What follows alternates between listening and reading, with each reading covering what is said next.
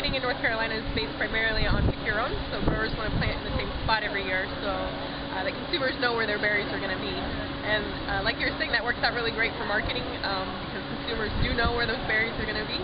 But in terms of soil quality, it doesn't work out so great because growers are planting in the exact same spot every year, so we don't have a lot of crop rotation going on. And because of that lack of crop rotation, we have disease pressure buildup, and we're fumigating to try and tackle that disease pressure in some way. And so we have very low microbial populations, and that was one of the aspects of our research that we were trying to look at in terms of using beneficial plug inoculants added to the strawberry plugs as a way to reintroduce these good microbes back into the soil. So plug inoculation is basically just taking good soil microbes like our Western mycorrhizal fungi and vermicompost, which has high soil or high microbial activity, and we add those to the strawberry plugs. And so they're basically inoculated is what we would say, and it's an easy way to inoculate an entire field because you inoculate the plug and then you plant the plugs all over the field and you're basically inoculating all that soil with a very small volume.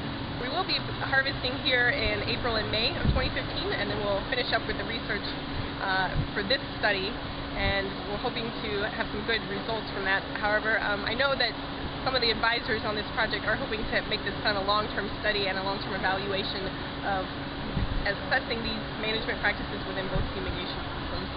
As a part of this research, we have done a lot of other projects. We've done an extension publication. We have a video that kind of demonstrates how to do the plug inoculation treatment. So a lot of what we've been doing has been really focused on grower adaptation or grower acceptance of these practices. And here in our second year, we're actually having a lot of growers in North Carolina who are using these different practices on their farms and evaluating them. And that's been a really exciting aspect of the project to actually see what growers think about the use of these and how well they can be incorporated into their production. We are into the middle of our second field season. We haven't started harvesting from our second season, so we only have data from our first season. And basically what we found is that there are different practices that work better in a fumigated system, like cover crops. We actually found that cover crops seem to increase the amount of nitrogen that plants were taking up during the spring season. That's really important, especially for strawberries in the spring, because they have a very high nitrogen demand during that time. And then we found that plug inoculation, or the addition of vermicompost and mycorrhizal fungi, was actually working better in the non-fumigated system. And that was in large part due to the fact that mycorrhizal fungi weren't able to survive in the fumigated